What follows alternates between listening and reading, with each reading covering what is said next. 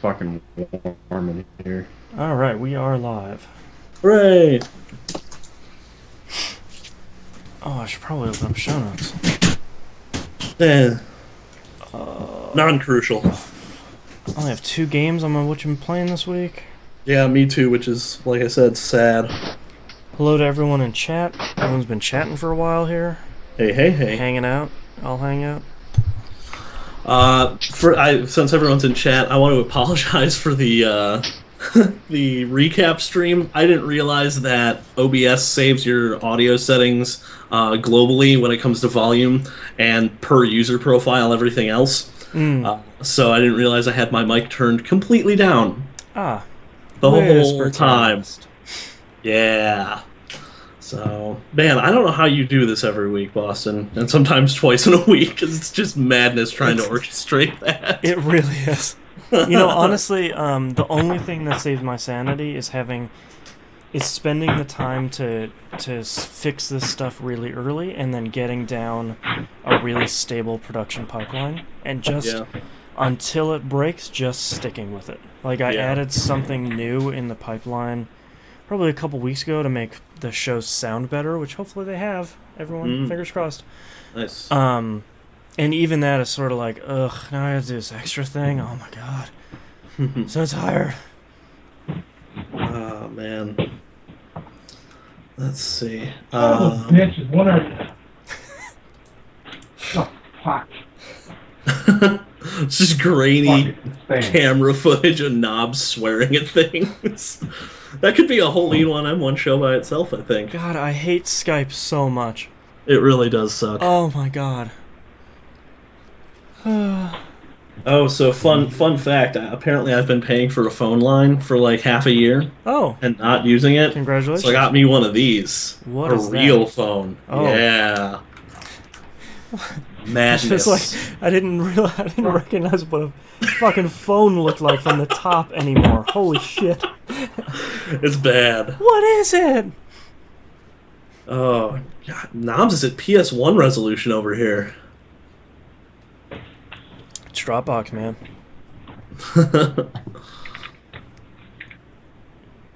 But yeah, that recap podcast, that's the best one we've done. Nice.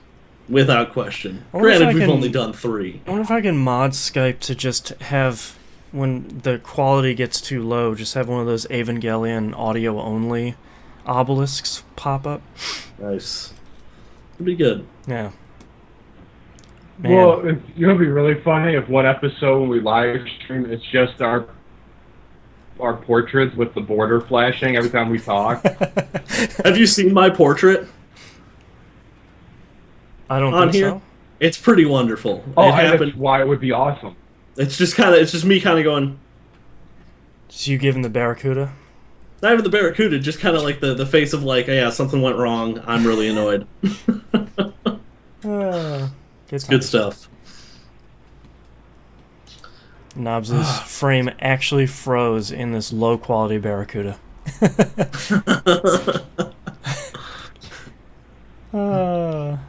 You're like 3 pixels right now. I don't know what's going on with this. My internet's just been garbage. And fuck. I hate the internet so much. It is the worst. I think I literally have everything off. You know what? Fuck it. I'm hard buying this fucker tonight. Good. That's what I'm gonna do. That's probably your problem. Oh, you know what? Let's Play X in chat comes up with a great solution. Update Real Player. Oh, man. I just blacked out for a second there. These nightmares. Is it 1998? Oh my god, Real Player. When was the last time you seen that? I was just thinking, like, what even killed Real Player? Winamp? I don't think it's dead. This is gonna be awesome. Oh, I don't think Real Player's dead. I think the company that makes it is still around. Real Player is now Real Player Cloud. Go to real.com. Yeah, it's still a thing. I remember when that was like the go-to video thing. They had like custom video formats. Yeah, it was all at Real Media. Yeah. Oh God. Until I Oh, switched so to this is Winamp. basically That was it. Dropbox for video. Yeah. It's actually not terrible. I was looking at it when I was trying to figure out how to stream some of my local media to my TV. It was between that and Plex. The new version of XBMC does that too. Oh, nice. Yeah, I'm thinking about because I have to build a new computer. I don't know if you saw my tweets and Facebook posts recently, but I booted this thing up last week and discovered it's been running at 4 gigs of RAM for like half a month. Oh, great. Yeah. It has 16 gigs in it, but it's all dual channel DDR2. Oh. So if you don't have two sticks in so you got DIMM 1 and 2, if you don't have two sticks in there, it doesn't read DIMM 1 or 2. Yeah. And so my current theory is that one of my 4 gig sticks went out and one of my 2 gig sticks went out. So I only have a pair running of 2 gigs right now. So you should be able to get a bunch of 4x4 RAM for really cheap nowadays. Nope. Oh. It's super expensive still. Really?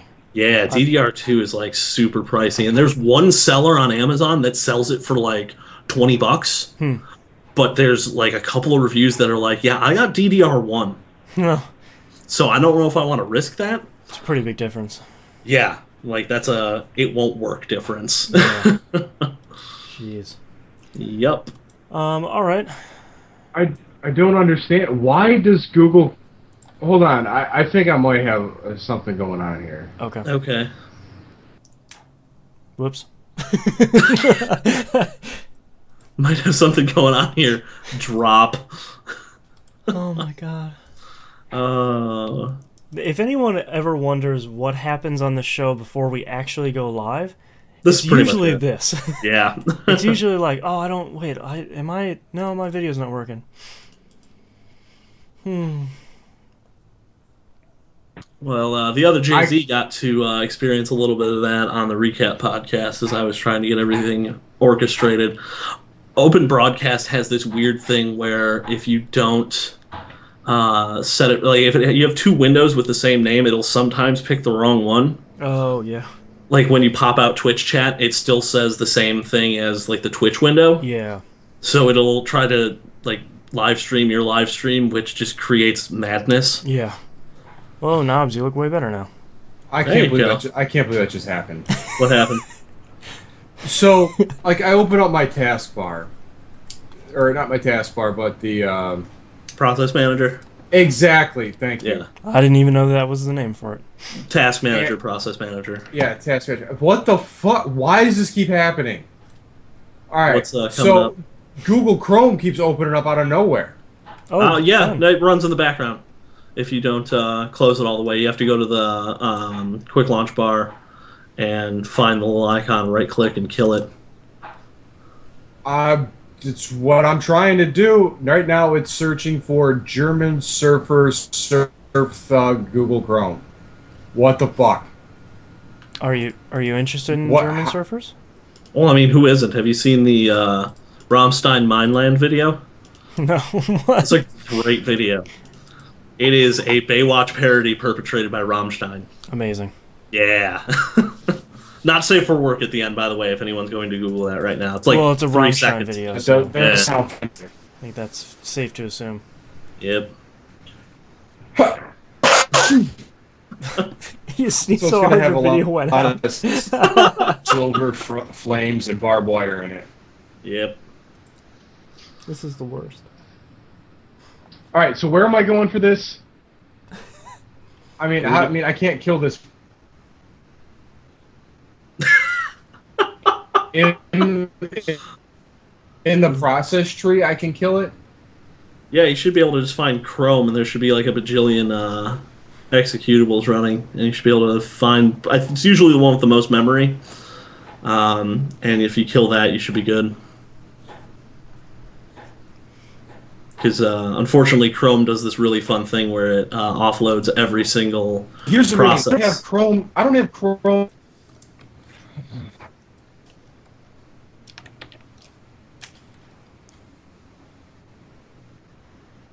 Chrome is not in the processes. processes. Sounds like you got a virus, my friend. Yay! Yay! So is that what's making my computer go nuclear right now? Probably. Probably. If it's searching, if it's doing something that you're not expecting it to do, it's most likely you have some malware or something. I'll email you something to run later. You won't be able to run it now. To clean up your biz.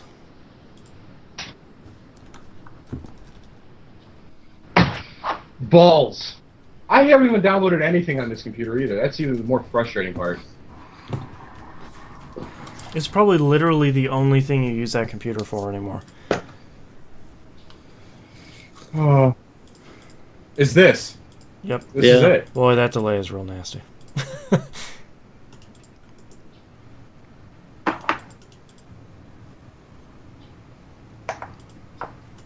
All right.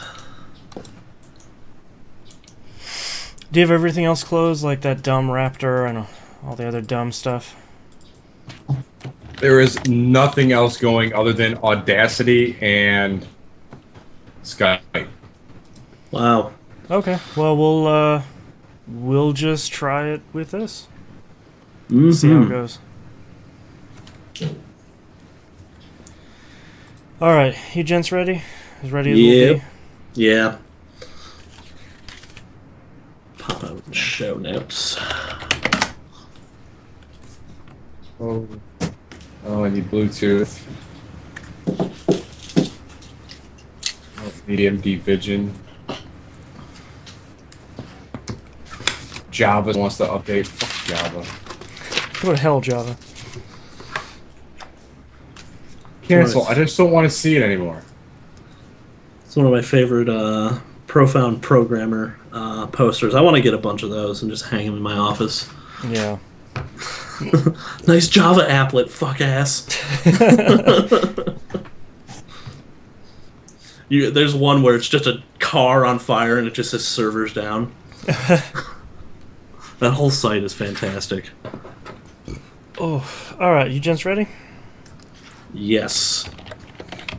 Yes, sir. All right. Starting in 3, 2, 1.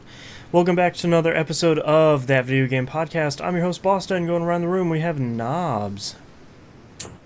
What's up? And we have the Hannah. Hey, hey. And of course, as always, Skype is deciding to be the worst. So if there are delays, I'm sorry. Please blame who owns Microsoft. Microsoft owns Skype, so blame them. Yep, they own a lot of things. Find them at Microsoft on Twitter, probably. I don't know. Yeah. All right, let's. The Hannah, the recorded with some other peeps a recap episode for Game Club 21. Game Club number 20. 20. So that I sent you the MP3. Yep. You know, so you got that's all on you now. Uh-oh. We actually got 4 people together. It was myself, Nintendork as always, the other Jay-Z, and special guest Moonpier. Nice. Talking about Saints Row the Third. So even if you haven't played it, check it out. Spoilers, by the way, lots of spoilers. But this is easily the best one we've done yet. And we are still taking suggestions for Game Club number 21. Since we're so close to Halloween, we're trying to theme it, and we're doing horror games. So go submit your favorite horror games in the forums, and we will throw those together for a vote probably next weekend. I think probably Friday's going to be the cutoff for submissions, so we can start getting the vote going. Nice. All right, Knobs, what have you been playing? I've been playing some games. Oh, yeah, me too. That's crazy. Yeah. Ugh. Sorry. I said donut. Welcome to TVGP. At least my burp didn't freeze the video. That's true. Yeah, the sneeze. Don't sneeze anymore. Yeah, we watch know the what live happens. stream, everyone. Yeah. So kept kicking around. I got fans here, fans there, fans everywhere. It's a particle potpourri over here right now.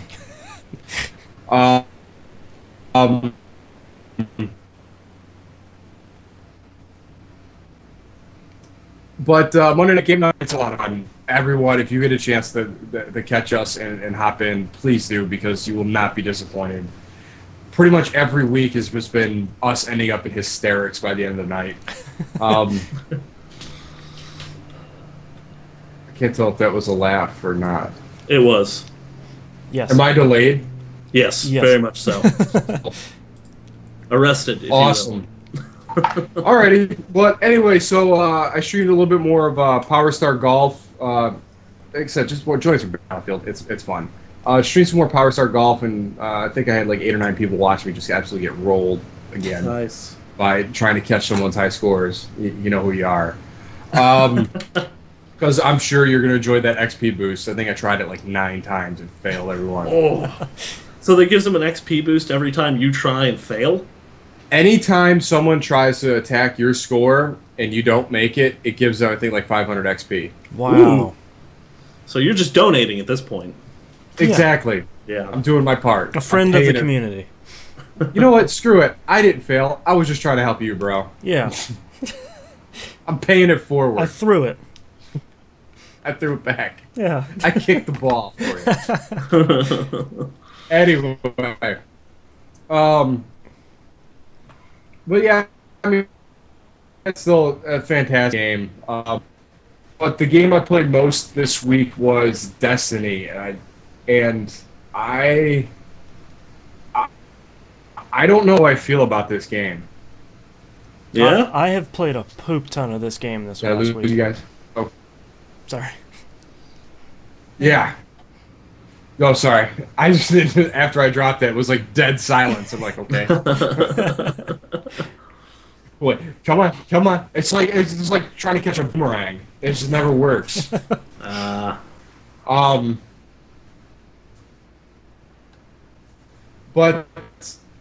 I love the way the game looks. Yeah. I love the VO. The game plays okay. Like it's a solid shooter, but I mean the mobility's almost there, but not quite. It's not Titanfall. I know that much. It's not that level of just being able to parkour your way around anything.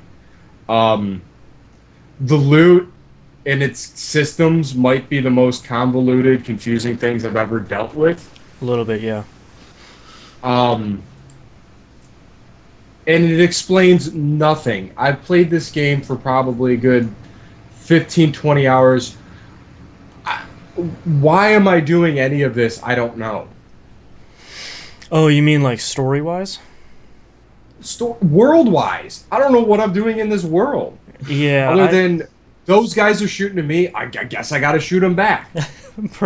I mean, it's sort of disappointingly, unfortunately, yeah. I mean, so Meg and I finished this last night, and I've been playing a ton of multiplayer, and surprisingly, really, really like the multiplayer. Specifically the control mode. I know there's something in Battlefield where I played one round and just got it. Yeah. What's the mode in Battlefield where you control multiple points? Conquest. Yeah, it's the same thing as that. Yeah. I think one of the Or biggest... domination for your Unrealers. Yeah. I think one of the biggest missed opportunities for Destiny is not having all of the Grimoire stuff as part of a codex in-game. When you go to Bungie.net and you log in and you look at all your codex stuff, there's a lot of really interesting world building they've done with all the characters and factions and planets and everything. But I feel like it's too easy to get lost in the game when Ghost just drops something, and it's sort of like, okay, that sounds like a bunch of space stuff, so I get, okay, people are shooting at me. See you later. You know, like, it's I think it's all really interesting, but I think it's told... it assumes you know stuff already, almost like it's the third Destiny game, and it's like, oh yeah, we're gonna talk. Well, no, it's cerebral cortex, Gate Lords, stuff like that, right? And it's like, no, what? Where am I? I'm on Venus, right? I don't know. Yeah. You know, the game has really cool moments in it, like when you get that battle where you do finally get to attack the Gate Lord, and like and it's spawning in. Like I've been caught so many times in corners, like where the enemies spawn around me. Like I'm circle strafing the dude in the middle, and then all of a sudden I'm surrounded by Vex, and I'm just like, I'm just done. There's no way I can defend myself right now. Yeah. And that game, especially early on, is might as well be a cover-based shooter because you are running away from danger constantly. Yeah. In the lower half of that game. I mean, I feel like a glass cannon. Yeah. Like, sit there and I'll get two windy sidewinder bullets. They'll just pick. I'm blinking red. I'm like, oh god, and I gotta go run and hide. Yeah. Go lick my wounds for 20 or for 3 seconds and then run back in there. Rinse and repeat. Yeah. Yeah, I don't. But sorry. I don't know. You know, it's tough because I really enjoyed my time with it, and I'm continuing to play it. I'll probably level up all 3 characters, and I'll play a bunch of multiplayer because I kind of like the moment-to-moment multiplayer.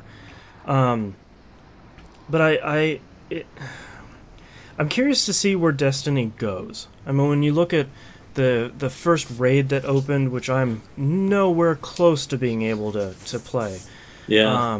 You know, when you look at the clan we've built for you know, surrounding all these shows, and it seems like it's a world that they, without having any sort of knowledge, it seems like it's something that they are going to continue to build over time. You know, especially if you look at the stuff that they're doing over the next couple months.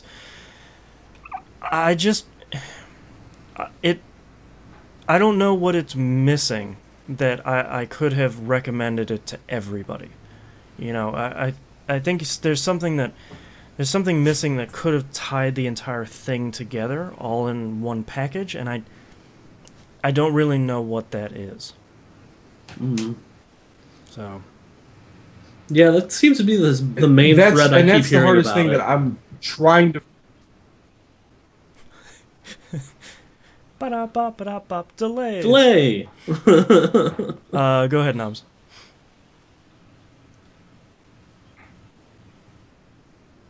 Okay. But that's the thing I'm trying to figure out is what not just so much the what and why, but it's like I'm trying to figure out a way to exploit my loot and actually put my best foot forward in the game and figure out which weapons I have. I used a level 4 sniper rifle and a level 6 auto rifle till I was level 13 because it was the best 2-gun cross. It didn't do anything special, didn't do any real elemental damage. They were just the best fire rate and the best damage I had come across. Anything above that, I have just been scrapping nonstop. Weird. Same thing with the helmets and the body gear and what else. And I'm level 14 right now, just trying to power level so I can go visit Mars, because apparently I'm too weak to touch the ground over there.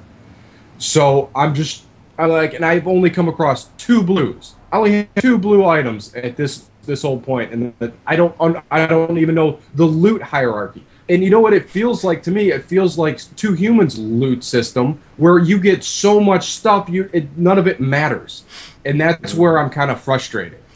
Yeah, I thought it was really interesting because on my Warlock, I went from level, I think it was like 8 or something. I'm now level 21, primarily doing just multiplayer, and I got a lot of good gear that way. But on my Hunter, which my fiance and I were playing, we had that same problem around level 14, 15, 13, around there. The thing I can recommend is go back and do some of the strikes, some of those multiplayer dungeons. There's one on Earth that's level 8, and I think there's one on the Moon that's level 12 or something. Typically you get really good loot from that. And that you should be able to upgrade a lot of your stuff then.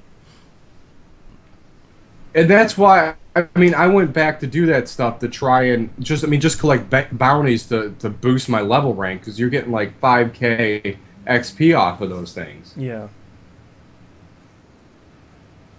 Yeah, and that's not a bad idea. It's just, I don't know, I feel like there's I feel like the randomness of loot sometimes is a little weird. The other thing too is you for whatever class you're playing, you should go see the your like Vanguard trainer. Sometimes they have pretty good green loot that you can purchase from them.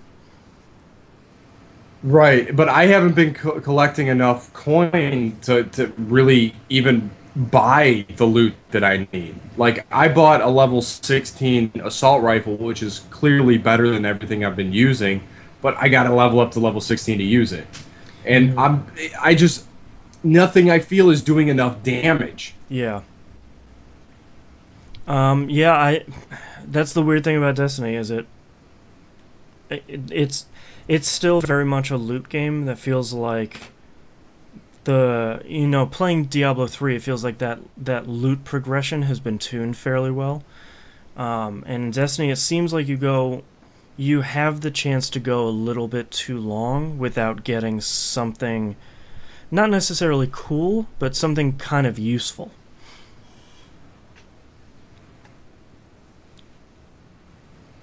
I'm just looking at something to take my damage that it seems like I take damage at a significantly higher rate than all the enemies. Even the lower enemies seem to be taking more bullets than I think they should per the stats on my weaponry. Yeah. Like if I go back to Earth and pal around in Russia and do a couple raid missions, and it just seems like they're taking the same amount of damage as something that's level 6 or level 12 or 13. Yeah. Yeah, it's weird. I don't, as much as I really enjoy it and as much as I really want to continue playing it, I mean, those are all very valid criticisms, and I feel like a lot of the criticism that's been leveraged against it has all been really valid. It's just occasionally a great game that's occasionally incredibly frustrating for, seemingly very uneven and odd reasons. I agree. I mean, but the most frustrating part, it's wrapped up in such a pretty bow. Oh, yeah. Oh, this game is gorgeous. Yeah.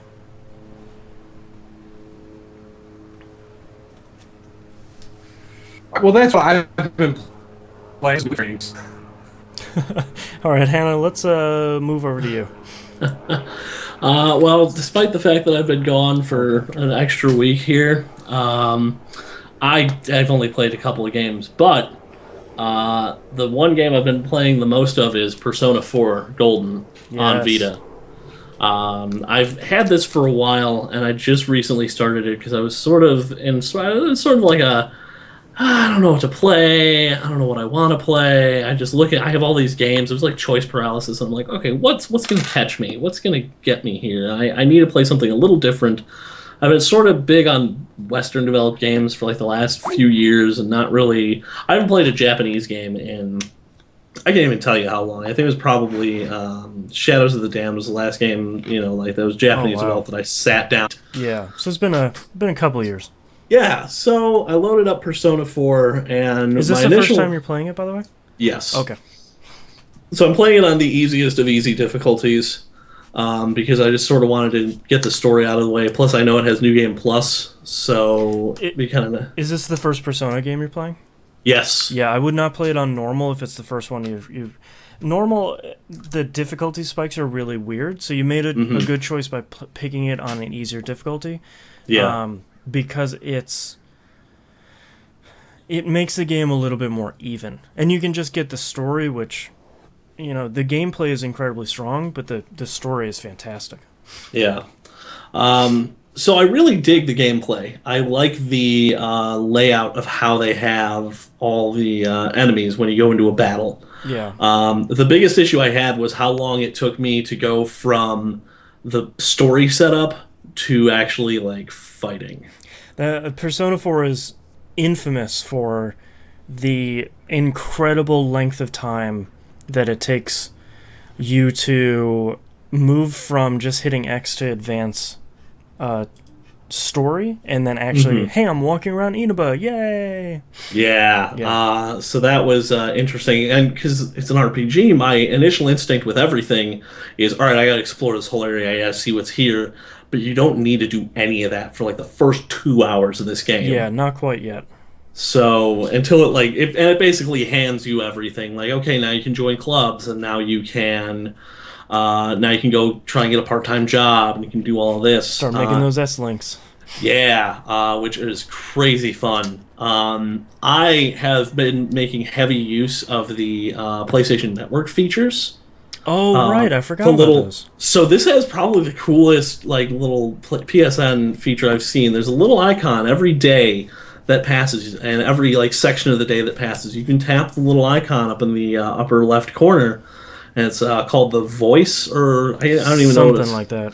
Yeah, and it shows like a word cloud almost of all these different activities that people took part of throughout that day throughout the world. So if the amount of people that did it sort of affects how many little bubbles there are. So if you look at it, it'll seem to be that there's most of the word clouds are like, hey, he did this, you went into the TV world, or you went and ate at this restaurant, or you stopped here. And I've sort of been trying to follow those because they seem to be on the right track usually. Yeah. And I've tried. I think it was a good thing I looked at those, because I had to figure out a scheduling thing between sports club and a job. Right. And it always throws me because when it rains, you don't have to do anything after school, which is kind of weird to me. But yeah, it's sort of funny where it's like, I don't know, man, it's raining. Do whatever you want. Who cares? Yeah, we can't use the gym because other clubs come inside and use it. It's like, oh, okay. Yeah.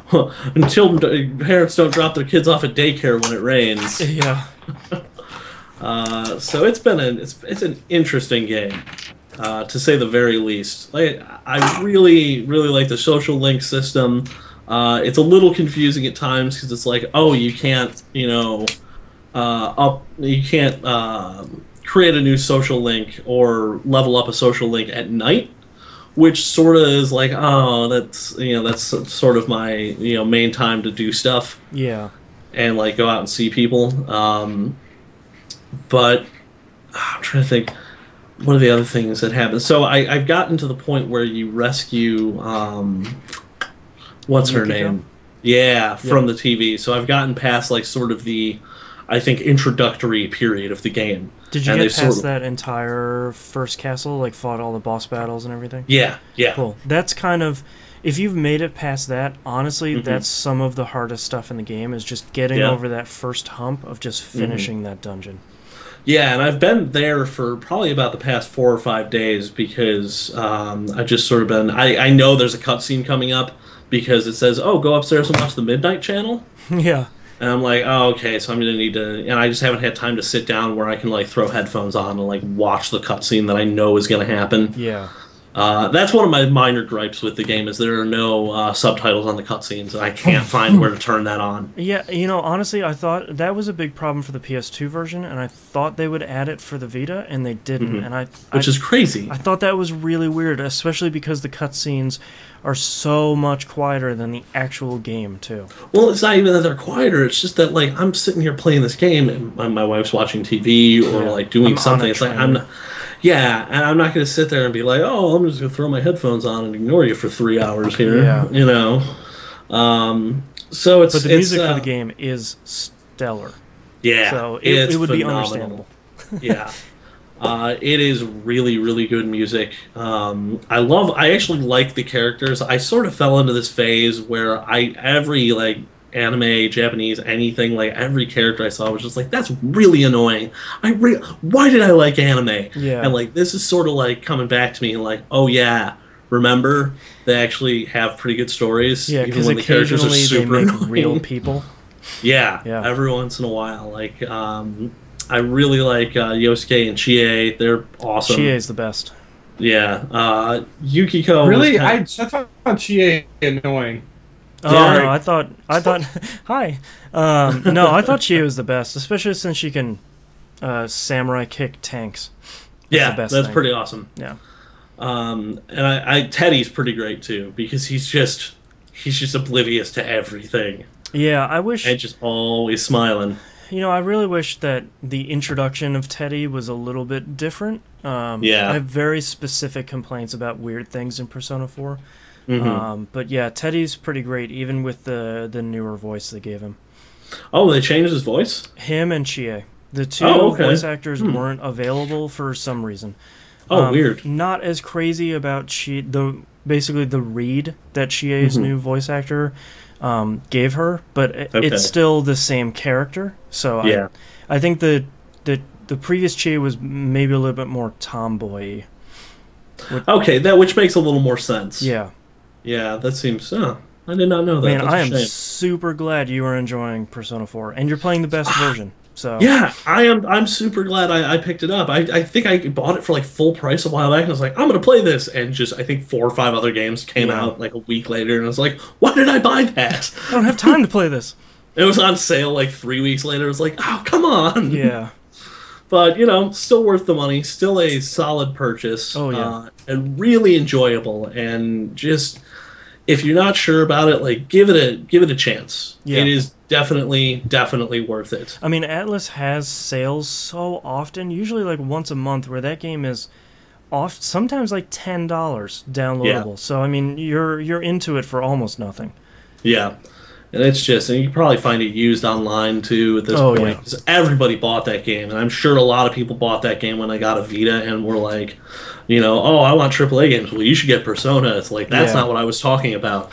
Actually, to throw another recommendation out there, there are still a ton of copies of the PS2 version out there. I'm sure there are. That Persona 3 was really Atlas's turnaround point in the US, and Persona 4 was kind of their big breakout. Yeah. The PS2 version is really good. The stuff that Golden adds isn't that important to the storyline of Persona 4. So if you don't have a Vita and you want to play Persona 4, just pick up the PS2 one. It's super good. Yeah. I don't think it's available for PS2 classics on PS3. Which is a shame. I don't remember. Yeah. Maybe you'll have to look. Person who's interested. And this has sort of got me interested. I'm like, maybe I'll, check out Persona 3. Fest. Yep. Good stuff? Yeah. If you like Persona 4, so Persona 3 is really different from Persona 4, but that's not a bad thing. Like, the story is different and the battle system is different. Yeah. There's only one dungeon you crawl up, and you do sort of parts at a time. Okay. But I think if you enjoy Persona 4, play FES. I would personally recommend Persona 3 Portable. I know that's a really controversial statement. Yeah. If you play FES, don't play the additional stuff that it comes with. I think it's called The Answer. Okay. Just play Persona 3. Under no circumstances should you play the extra stuff. Really? Is it that bad? It destroys the ending of that game. Oh, and that's it adds stuff that... It focuses on the stuff that Persona 3 wasn't really good at, and pretty much gets rid of the stuff that it was good at. That's weird. Yeah. I want to know if Persona 3 Portable's on the PSN store, though. I think so, because I think I have it on my Vita. Oh, excellent. Yeah, it's totally on here. So for anybody that's interested, because I'll talk about Persona all day. So Persona 3 Portable adds a female main character, so you can pick either male or female. The story doesn't change, but almost all your S-Links do. I might recommend playing through as the male character first, just to get kind of the traditional Persona 3 experience. And the thing that Portable removes is walking around the world, walking around the town. You kind of pick places on a 2D map. You pick hotspots instead. I kind of like that. It's pretty much Persona 3 with a little bit of added stuff here and there. Yeah. Yeah, because I think I tried one of the old Persona games at one point. I've got my former boss at Game Crazy, who's actually now a really good friend of mine, was huge on all the Shin Megami Tensei games. Yeah.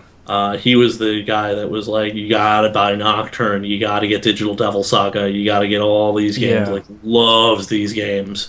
And I was sort of like Nocturne's cool, and like I saw parts of Digital Devil Saga, and it was like, oh, that's interesting, but it never really caught me. Yeah. I think Persona 4 got me. I think Yeah. it's really got its hooks in me this time. I think I would recommend for somebody starting on the SMT games, of which Persona really isn't. Yeah. I would recommend Persona 4, and then if you want to go into games that are really tough, you can go back into the mainline SMT games. Yeah. For anybody that's interested in Persona, don't play Persona 1 or 2. Unless Yeah. you really love really old JRPGs that are a little bit weird, honestly, it's not worth it. They're a little bit too frustrating. They're a little bit too old. Yeah, I played Persona 2 a while, like not like played, but just like jumped into for like maybe a half hour, and I was like, I can't do this. Yeah. Yeah, if you don't have any, I feel like it's one of those things that if you don't have a lot of affinity for it, it's just it's a little too old, it's a little too tough. Like, I would recommend, if someone wants to get into a mainline SMT game, SMT4 for the 3DS is really good and I forgot that came really out. difficult. That's crazy. Yeah. Yeah, and Nocturne is always on like the lists that are like, oh, SMT or Japanese games that get overlooked. Yeah. And I still remember my favorite thing about Nocturne was, who the strategy guide for it was like novel size, Yep. like standard paperback size. Yeah, I think it was like double books. jump. Yep. Yeah, That's and they my did, favorite strategy guide publisher, because you could put it on your shelf right next to the game itself, and I don't think they exist anymore, because which is a shame. they were basically doing Atlas strategy guides, and everybody was like, "No, I'm good, thanks." Which you think, You think that would be the make market? sense. Yeah, Yeah. yeah, that would be the market. You get double jump games back. All right.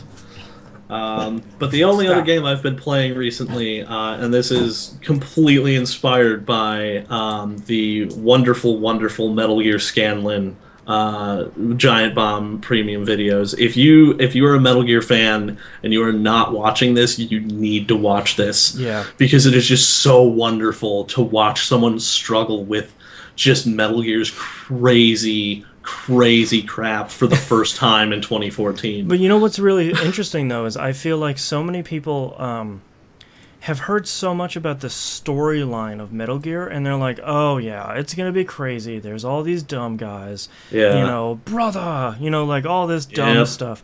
And I think the thing I was most impressed about is how much Drew has been pulled into the story almost immediately. Like, I think everybody was, where it's like, this is really dumb, but man, it's told pretty well still, and this is pretty interesting. Yeah, it's not a bad story. The first game, it's sort of like that. I don't even know how to describe it. It's like that first like taste is just like, yeah, it's a little crazy, but like, come on, we're gonna go on an adventure. And then you get into like the second and third games, and you're like, I don't know what's happening anymore. Especially number 2. I can't wait to see that. But I've been playing the original Metal Gear Solid. And I have been playing it specifically on hard difficulty, which I have never done. And the reason that's a little different is because they turn your radar completely off. Yeah. You never get a radar the entire time, and if you've played the game, you know that the radar is borderline essential. Especially for the first one. Yes. Because it just straight up shows you where dudes are and their cone of vision, and it does the same thing for cameras. And if you have certain items, it'll show you like the mine detector. It'll show you the mines. You have to really know the game, and I know the game pretty well. I've played it probably a dozen times. Now, not necessarily finishing, but just like playing it so many times that I know where a majority of the stuff is. It's really different playing it on hard difficulty because you have to actually go into first-person view mode, which is not pretty. No. In this game, it's really kind of janky, and like this game's all D-pad unless you explicitly turn on the analog stick, and even then, when you press the analog stick up to look up, it's not like a gradual like it's not like a free look. You're looking up. It's like okay, you're forward, and then you're up 45 degrees, and then if you let go, you're forward again, and if you go down, you're just down 45 degrees. Yeah. It's like snapping, basically. And you can move smoothly side to side, but up and down is that weird... But when you have to watch a camera on the ceiling, and you have to make sure it's not looking at you, you want to you wish the camera was a little more free look. Yeah. And it's also the thing of, you're in first person view mode, so the move stick now becomes the look stick, which is inverted from what you expect nowadays. It's just a whole lot of little things about it being an older game. Yeah. But I find I'm a lot more invested in the actual gameplay now that I'm not just staring at a tiny mini map. Yeah. Which is really nice, because there's stuff I'm noticing stuff I haven't noticed before. Like just the tells for the Gray Fox fight. Like you can sort of tell like when you should go in and hit him. Yeah. Like you can see him finish a set of moves, but if you finish this particular set of moves, you're not going to have enough time to get right up to him and get him, so you should keep moving around. But when he finishes this set of moves, now you can move in and hit him. The other thing is right now I'm stuck at the Sniper Wolf fight because it is an absolute beast. The big change on this, on hard difficulty, is they limit the amount of rations you can have. Oh, no. And right now I only have 2 rations. Oh. And that's rough in that fight because you're basically just getting shot at. Yeah. I've sort of got it. I just have to get the beat on her really early. And if you ever do this, if you ever play this game on hard, turn on analog mode, even if it's just for this fight, because trying to get a beat on her with just the D-pad, the thing is so slow because it uses this weird, like, sort of accelerated motion in first-person view with the sniper rifle. Yeah. You have to hold down the D-pad for a little while so it builds up some speed. So we're moving back and forth, and it's really just sort of difficult. The other thing I'm having trouble with is the non-hardware R2 and L2 buttons. So trying to switch to my rations takes a little more effort. I'm thinking about maybe switching up the R1 and the 1 and 2 buttons so that the quick equip, quick unequip is the back touchpad, and the actual menu opening portion is the physical buttons, because I think that might benefit me for even if it's just for this fight. Right. But if you've ever played the Sniper Wolf boss fight, it is really just you need to shoot her before she shoots you, and it's really, really difficult right now. Yeah. So hopefully I'll be able to get past that, but I think I've only clocked like maybe 2.5 hours on it. I'm already at that point. Oh, that's not bad. Yeah, so I'm pretty much plowing through it. I'm really abusing the silenced SOCOM, getting into a room and it's just like, okay, I just saw a guard walk past. I don't think there's anybody else around. I'm just going to take him down with the silenced pistol. I'm going to go around the corner. There's another guard, take him out really quick with the silenced pistol, and just sort of clear a room before. I'm not trying to do anything crazy like a no-kill run or anything like that. Yeah. That's just madness. I don't have time for that. That's way too many retries. But there's ways around the no radar. Like the thermal goggles tend to reveal mines, and they'll show you the location of enemies a little bit clearer in first person view because it's infrared. Do the infrared goggles in this one reveal enemy footsteps, or is that 2? I think that's 2. I don't know if that was it was this 2 one. and 3. Yeah, 2, 3, and probably Twin Snakes. Oh, yeah, probably. And I know that game gets a lot of hate. I really like the Twin Snakes version. Oof. I'm a sucker for it. Like, I love that crazy, over-the-top, Matrix-y take on everything in that game. It's really fun. And I know a lot of Metal Gear fans hate on it, but when it came out, it was really exciting. I haven't played it in a few years. I should probably sit down with it again, but it was pretty good. Yeah. Certainly gameplay-wise, it was good. I think that was a time when everyone was taking Metal Gear very super seriously. Yeah. So we're like, how dare this get really weird? And MGS2 came out, and everyone's like, well, whatever. Yeah. But my least favorite thing about the remake is probably the redone voices, which it's got like a good and a bad side. Yeah. The good side is they drop the accent mostly from Mei Ling. Yeah. So it's significantly less racist. It's a little touchy. Hearing it again, I'm sort of like, yeah, that's a little. It might be a little much. Yeah, it's a little over the top, but at the same time, if you listen to like Campbell and like Snake, like they're trying to sell that dialogue so hard. Yeah. It's so try hard. It's just so Metal Gear. Yeah, and like the dialogue itself is already over the top. The performance doesn't need to match it. Yeah, like there's no way to really sell Giant and Shaman. Yeah. It's gonna be dumb no matter what. Yeah, there's a couple of voice changes I like in there. I think I prefer them. I'd have to go back and listen, but I'm pretty sure I preferred the Gray Fox in Twin Snakes to the one in the original. And Vulcan Raven, I think, sounds better in the remake. Yeah, he sounds a little. I think I remember him sounding a little less stilted. He sounds a little less dumb. That's like, true. Yeah. In the original, he just kind of sounds like he might be a little dense. Like, just not the brightest guy on the planet. He's just working with them because he's big. Yeah. Oh God, I just realized that second Vulcan Raven fight is going to be a beast. That's a real bad time. Yeah, I think I might try so you remember what Drew did on Metal Gear Scanlan with the Ocelot fight with the C4? Yeah. I think I might try something similar during that fight. Oh, I also use claymores a lot. Yeah, just put them at the intersections. Yep. Yeah, that's a good idea. I like that. Now I just got to figure out how to get past Sniper Wolf so I can strategize the rest of these boss fights. But that's pretty much all I've been playing this week. When I haven't been playing, admittedly, too much Destiny multiplayer, I picked up this week. It just came out this week. Its full title is Theatrhythm Final Fantasy Curtain Call.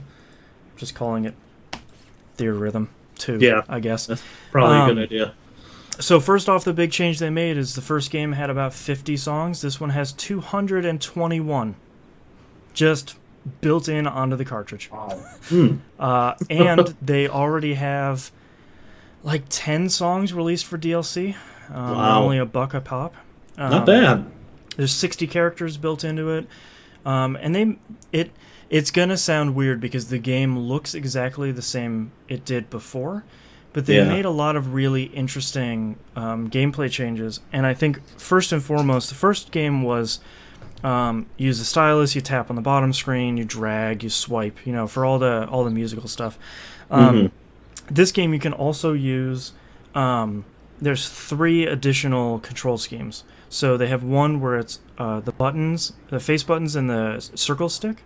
So basically hit any ABXY button to hit how you would typically tap the bottom screen. Okay. And then move the circle stick in a direction for where you'd usually swipe. Okay. And that's how I've been playing typically, because I usually play this game laying down. Yeah, and you don't want to be swiping while you're laying down. No, because it's just this like claw hand thing. Yeah. You can play, there's a one-handed mode, which I haven't tried yet, and apparently it's the left bumper and the circle stick, the circle pad. And then there's the hybrid, which is pretty much any combination of buttons and stylus at the same time. So it's kind of nice that they took the time to make it not really more playable, but you have a lot more options now when you're so sick of holding the stylus in your hand. Oh my god, I want to be done with it. Yeah. And they got rid of I don't even remember what they were called in the first one. But they had this mode where you would play a couple of songs in a row, and it wasn't really that interesting. You didn't really get anything out of it. It was just basically like a random playlist of songs. And in this, they replaced that with this quest mode, where you basically pick a length of a quest that you want, and it'll be in a number of days. And each day is one movement on this board, basically.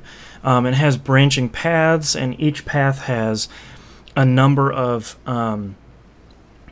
songs on it, and it'll throw together. There's 3 types of songs. One is battle, where you're fighting against enemies. One is field, where you're just kind of wandering around the overworld, basically. And then one is EMS. I don't remember what that stands for, but it's basically, hey, play this music over top of a cutscene. Okay. Which is weird. Yeah, it's a little. That's my least favorite out of all of them. And then basically you get to pick your path through this kind of 2D top-down dungeon that you're going through, and make your way to a boss, and then fight your way to the boss in like the boss's cave dungeon area. And at every fork in the road, you get an option. It doesn't show you which song you're going to play, but it shows you which game they come from. So it'll be like, oh, you'll get a song from Final Fantasy V, Final Fantasy XIV, or Final Fantasy Tactics. And then you get to pick which one you want. Nice. So that makes it a lot better, because you get it's a little bit more interesting, instead of like, I don't know, 5 songs. Go crazy. You're playing 5 songs now. I think the thing that's probably the most crazy is all of the games they put in there. So it's like before, it's Final Fantasy 1 through 13. Sorry, 14. And the great thing about excuse me, the first 6 games is they're all the very original songs. So it's not, when you fire up Final Fantasy 1, it's the NES Famicom soundtrack. It's not the PSP Game Boy Advance ones. So it's basically the first time this music showed up, that's the music you're getting. That's pretty cool. So you have 1 through 14, and then you have crazy stuff like Final Fantasy Tactics, Mystic Quest, the 2 Dissidia games. You have Final Fantasy Type 0. You have the first Crystal Chronicles, the one for GameCube. Oh man, there's something that I'm missing that I really liked. All 3 Final Fantasy 13 games. Oh, and Advent Children. The soundtrack from the CG Final Fantasy 7 Advent Children movie, which I thought was odd. Yeah. But it's kind of crazy that they're even going through and saying, like, yes, Final Fantasy Mystic Quest came out. We know not a lot of people liked it, but here's like 4 songs from it. We know you all love Tactics. Here's 15 songs from this game. And a lot of the songs that they picked, to be fair, were in the first one. But if you'll go for something like Final Fantasy 12, where they had, let's say, maybe 5 songs before, they have 16 now. And I haven't even unlocked all of them. They have 10 or 12 songs from Final Fantasy V, and they just released 2 DLC songs. So it's this really crazy... It's even more of a love letter. It's even more of this fan service for the not the Final Fantasy games even. It's just the music of the Final Fantasy games.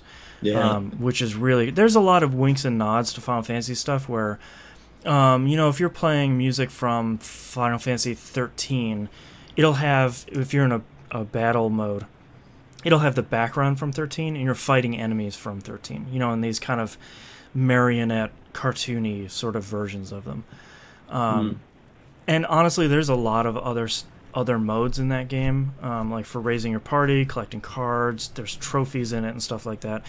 But honestly, I could probably spend the next hour and a half explaining that whole thing, because that's about, they dole it out in little fits and spurts throughout the game, where it's like, hey, now you can do quests. And it's like, oh, okay, cool. And then after that, it's like, hey, now you play a couple more songs. Hey, now you can buy DLC. Now you can equip stuff to your party. Now you can get more party members, stuff like that. Cool. It's such a weird game, because if you love Final Fantasy, you probably love the Final Fantasy music. If you have a 3DS, just go buy it. Like, I think it's $40. It has 221 songs in it. It's such a great value, and it's such a great game. If you don't know if you're going to like Theatrhythm or not, and you have an iOS device, the first game is on iOS for free. And it comes with a handful of songs. I think it's like 5 songs or something in the free version. And then you can buy additional songs on top of that. Nice. I'll have to check that out. It's really great. It's a really great, simple rhythm game. The difficulty is above kind of... Normal is kind of like, hey, I want to have fun with a rhythm game. When you play the harder difficulties, they get really, really tough. So thankfully they continued to have the amount of challenge that they had on the previous one. But other than that, that's all I've been playing, so let's take a break. Sweet. Hi, Knobs. Right. Did that help anything at all? It seems like your quality is more stable. Your video will drop out every once in a while, but only for like half a second, and you don't seem to be freezing anymore. Yeah, it looks like you're made of roughly 5 pixels now, so Are upgrade. you get? Are you getting? Oh shit! Well, it's a break. It's a break. You're fine. Yeah. Okay. Anyway, you know what? I was doing so good today too. Yeah. All right. Yeah, are you? Am I not getting any real delay in the audio now? It doesn't seem Doesn't seem like it. like it. All right, cool. Because I was kind of leery about jumping in there and then. Yeah, you seem okay now. I mean, it Sorry. stutters occasionally, but that's about it. Sorry for being frustrated with that, but I was real Oh, agitated. it was great. Like, you could sort of tell you were putting together a cable, but it was still blurry, so it was like, you see? Yeah, I think that's what he's doing. Yeah. It was pretty fun. I'm gonna go get Watching a me drink of water. MacGyver up a 30-foot long cable. Yeah. See the box of Cat 5 right here? Yep. Yeah. Nice. Alright, I'll be back in like 2 seconds. All right.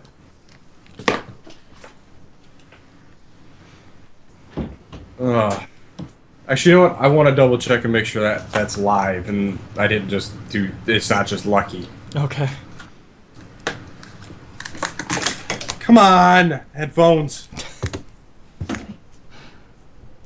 Hello to everyone in chat. We have a poop ton of people in here today. Nice to see y'all.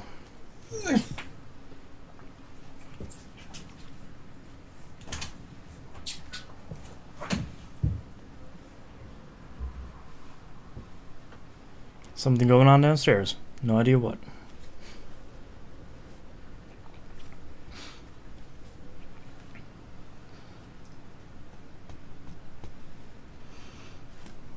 I didn't even look what's on this CD that came with Theater Rhythm.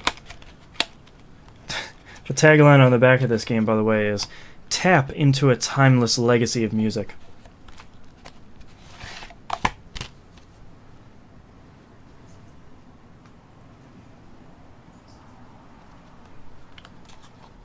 Weird. Has 5 so remix selections. I know it's backwards. Series Prelude from Final Fantasy 1. From 6 is Locke's theme. 7 is the main theme of Final Fantasy 7. 10 is Thunder Plains, which is weird. And then 5 is Choose Your Combatants from Final Fantasy Tactics, which is oddly one of my favorite songs from that soundtrack, but that is a really weird cut to pick on that one. Now I'm going to try and open this package without totally slicing my finger open. There we go. Hey, Soulman. Nice to have you in chat. Did you just hit 70 on hardcore?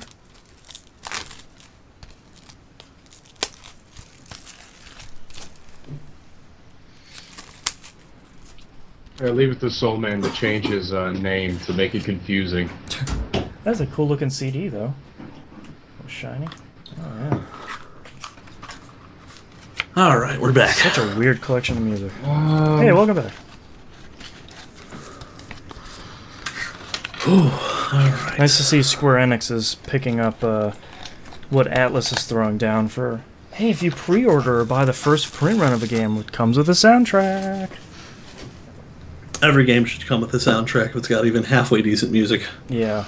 Or even if it doesn't, just so we can, you know. Well, congratulations tabs to on you, that. Soul Man. Your dearly departed hardcore character has been avenged. Mmm. It's heartbreaking. Yeah. You got his nemesis? Or something? No, his I don't know what happened. Uh-huh. But I got a tweet while I was at work that just said I had my hardcore character died at level 62. I was like, no, why? Oh, that's rough. Oh, all right. I am ready to start whenever you You know guys what? are. I don't see it. What are we looking for? Alright, we'll start with the adventure, I guess. We'll just see how it goes. Oh boy. Okay. Blah, blah, blah, blah. Yeah. Show notes. All right, cool. I'm working off my phone just to be safe that nothing else is running in this house. Yeah. Alrighty, you guys ready? Ready? Ready. My little screen.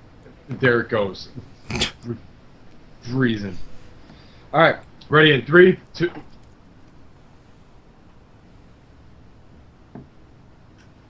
We okay? Yeah. Yep. Yeah.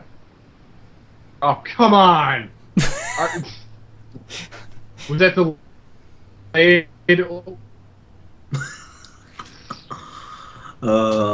It's back. Of course it is. Yep.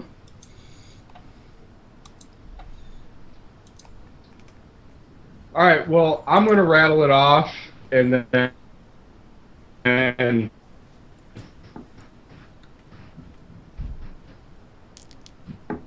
be a passenger, I guess. Okay. If that's right. Yeah, that'll work. Yep. That's like 9 That's like 9 seconds. Wow. It's pretty bad. Yeah.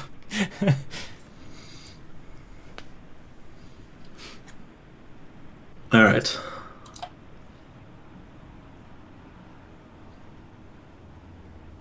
All right. Ready in 3, 2, 1. Welcome back, everybody. We got releases this week for September 2014. Frozen Synapse Prime for the PlayStation Vita. That game looks awfully cool for the Frozen Synapse games. Gauntlet for the PC comes out this week. FIFA 15 for everything, including current and last gen, and PC on top of that. Disney Infinity, Marvel Superheroes for PlayStation 4. If you got kids, you already know, and you're probably gotten them already coming. Killer Instinct, Combo Breaker Pack for the XBO. I'm assuming that's more dudes and costumes and things like that. And Hercule Warriors for the Wii U. Yay. Moving on to news stories. Obviously, the big news story this week that was rumored last week. We didn't talk about it because I thought it was crazy.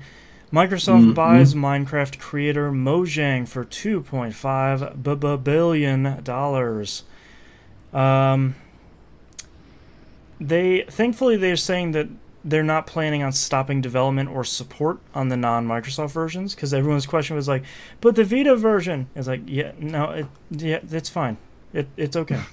Is it fine? Well, you know, I think it's to Microsoft's credit that they're just saying like, hey, everything's just the same. Like, we just bought Minecraft. Oh no, I'm not worried about Microsoft. I'm worried about the fact that it's been like, oh yeah, by the way, guys, Vita version, yeah. Yeah, yeah. I don't know about that Vita version, but it's still coming out on PlayStation 4 physical pretty soon. Yeah, that's true. I think a lot of people initially were really surprised that Microsoft would purchase Minecraft, but I think that a lot of people, particularly of our generation, maybe don't realize or don't immediately recognize that Minecraft is, for so many people, their first, and for a lot of people, still only video game they're playing. Yeah. So it's not even that it's a platform, because it kind of is, but it's very much like, you know, it's a brand. Yeah, it's very much a brand, but it's also like this big cultural thing. Like, every kid is playing Minecraft and making worlds, and you know, there's so many schools that are using Minecraft as a teaching tool. You know, it becomes this thing that you always hesitate to say, but it becomes this thing that's sort of larger than it being a game. It's this positive influence for kids, because when you look at Minecraft, it's so non-violent that it's kind of crazy. Yeah. You know, the worst thing that can happen is maybe your brother comes into your game because you left your server public, and then he destroys your castle that you built. You know, that's about it. The other Jay-Z in chat says, if you're under 10, Minecraft equals video games. Absolutely. I mean, it's crazy, but that is an absolute blanket statement that's completely true. And it's kind of crazy. Yeah, absolutely. So I think people were surprised. Like, well, why'd they want Minecraft? Well, not to make Minecraft 2, probably, but to own Minecraft. Yeah. Get some of that Minecraft money. And then also sort of surprisingly, immediately Notch leaves Mojang. So for those of you that maybe aren't up on the Minecraft Mojang biz, Notch, I think his real name is Marcus Pearson. Yeah. He basically was the driving force behind originally creating the first couple versions of Minecraft. And then when Minecraft started getting really big a long time ago, he sort of started stepping back from the limelight and started stepping back from really day-to-day management creation of Minecraft. Mm-hmm. And he wrote this really interesting and I think a really great heartfelt post on his blog about why he's leaving Mojang. And he's just saying, like, look, I don't work on Minecraft anymore. Like, I'm not the dude that runs Minecraft. That's Mojang, like the company. Yeah. He said, what I do is I make tiny indie games, and I can't do that right now. So I want to get back to doing that. He said, the thing that he tried to make that, try to make another big indie game failed. Mm-hmm. It was that 0x10C. Yeah, that one. He said, like, that wasn't what he wanted to do, and that's not what he was interested in doing. And he said he just wanted to get out of the limelight. He just wants to make tiny games that people play. And I thought that was really interesting. I think it's really disappointing that a lot of the internet is so snarky about, like, oh yeah, now he got his money, is he running, right? It's like, he's not running from, he barely works at Mojang. Like, this has been like 2-3 years. It's not a new thing. Yeah. So honestly, I think Notch has made the right choice. You can just look at his you can go back to earlier this week in his tweets. He is tweeting back and forth with John Carmack. And they have this really, I was like, just this really genuine, super nerdy interaction. Yeah. Basically, Notch was trying to recreate Doom in OpenGL in a web browser. Oh, wow. And he's using different methods, different methodologies, but he's trying to get the same result that John Carmack did almost 20 years ago. And he did, right down to a sprite overlapping bug. Oh, weird. So you could just tell by the way him and Carmack interact. Like, he's a coder at heart. He loves doing this, and he doesn't want to get bogged down by success. Or, like, management or teams. Like, he just wants to make an engine. He wants to make cool stuff, and, like, I'm totally fine with having... There needs to be more people like that in the world. Just have the freedom financially to do that sort of stuff, and he totally has that now. He can just go crazy. Like, that's the sort of thing we need to elevate games from... Like, to elevate out of the debate of our games art, which they are... to the point of, okay, what type of art are they? Right. I think that's where we get the next level. We have people that can do these sorts of things. Yeah. Yeah, I never saw that. That's pretty cool. And it's also kind of cool that John Carmack would help Notch with a sprite overlap bug in OpenGL. I don't even think it was Twitter. I don't even think it was like a help thing. I think it was more of a, like, look how close I came to your original code, that, like, it's actually reproducing bugs in a completely different system 20 years later. Man, that's cool. That's awesome. I love that sort of stuff. It just And so many people want to be crappy about all this, but good for Mojang. Like, they made a wildly successful game. And they have an incredibly hardworking team of people that are somehow curating a game that millions of people play, and aren't suddenly pissing off everybody every time a patch comes out. You think of every time a Counter-Strike 2 patch would come out, or a Counter-Strike patch would come out, and everybody would be like, well, it's the end of Counter-Strike, see you guys later. Yeah, the 1.5 to 1.6 move was just people still absurd. Remember it. Like, that's what's crazy about how impactful those patches were. And when a patch comes out from Minecraft, it's like, okay, now you can make these cool things, and then these cool things, we added wolves. I don't know, that sounds kind of cool. And then, you can make these Stargates out of this other stuff. And everybody's like, oh my god, Minecraft, yeah, this is the best. Yeah. And it's... I think it's really incredible about what that team has done, and I think for once it's one of those things where it's like, all right, this it couldn't have happened to a nicer group of people, really for once. Yeah, I mean, the guys at Mojang just seem really they just like making their game, and they're happy making their game. Yeah, and that's totally awesome. Yeah, it's really pretty incredible. And the only other news story we have this week is this show, and we as people on the show really love Rock Band. Yep. And we've been charting kind of the lights being turned off on Rock Band recently, and kind of the very last light just got switched off here. Harmonix announced that they announced the closure of the Rock Band network.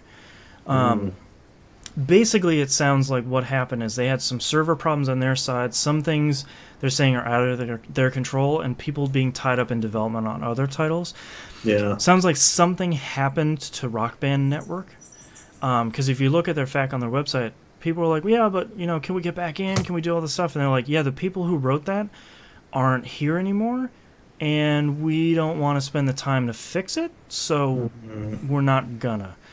That's disappointing, but I totally get it. Yeah, it's one of those business things where it's like, look, we could either have people work on Amplitude, the new Amplitude, which will make us money, or we could have people work on Rock Band Network, which doesn't make us money anymore. Yeah. It's kind of sad because I think the total number when it shut down, the total number of songs on there were 2,121 songs. Wow. And for people that didn't know what Rock Band Network is it's basically, for the lack of a better term, smaller musicians could master their songs for Rock Band and put them in Rock Band. I have so many Jonathan Colton songs in my Rock Band because he had a bunch of songs up there for like $1 a pop. Yeah, because why wouldn't he? That's it's literally his entire demographic. Oh, totally. If you love any sort of Swedish or Scandinavian death metal, there was like 85% of that store was full of stuff where it's like, hey, if you don't have the double bass pedal for your drums, don't buy the song. Luck. Yeah. So it was really this cool thing where you could get a lot of music from a lot of different musicians, and it could also be a music discovery platform too. So it's kind of a shame that it had to go away. But as we're Hannah wasn't here last week for this, but we're gonna try and talk more about the business side of video games on the show because not a lot of gamers get exposure to it. This is a business decision. Like either we can. Oh, God. I would like to make a point. I did listen to last week's episode. Well, I appreciate it. I'm still a fan. This show's pretty good. I did too. I was like, I'm out of podcasts on like Thursday. I'm like, well, I guess I'll listen to this crap, I wasn't on last week's episode. I should catch up. Because I feel like a lot of gamers don't necessarily get a lot of exposure to the business side. So when you look at a decision like this, and you talk about software development, here's a peek behind software development.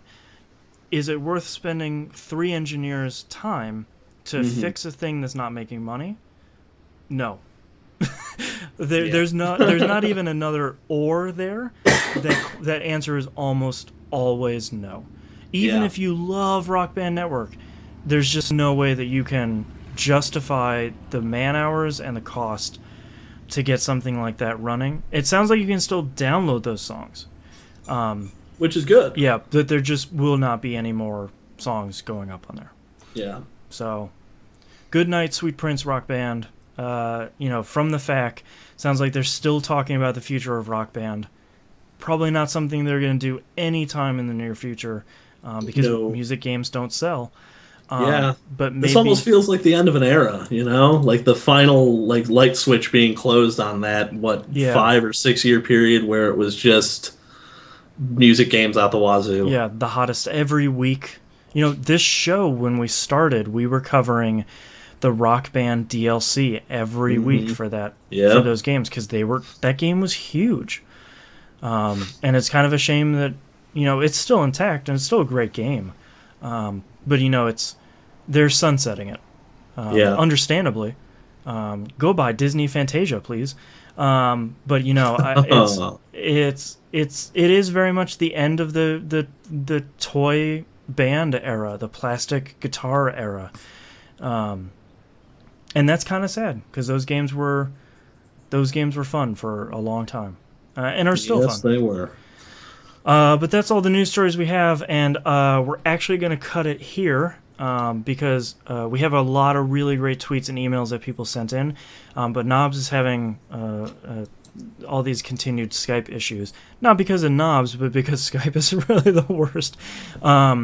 So I don't want to cut him out of all this stuff. So we'll get to all that stuff next week. We'll have an extra big mailbag next week. Hooray! So thank you very much for listening. You can visit us at tvgp.tv. Email us tvgpfans@gmail.com. Oh, excuse me, I swallowed something. You can tweet us at tvgp, and everything else is on the right-hand side of the page. Oh, join the forums, mark yourself on the map. We love seeing you on the map. Over to you, Hannah. Current TVGP Game Club game is Undecided. We need your suggestions for horror games for October. Yeah. So hit up the forums, go to the Game Club forum, and it's sticky at the top, so just throw your suggestions in there.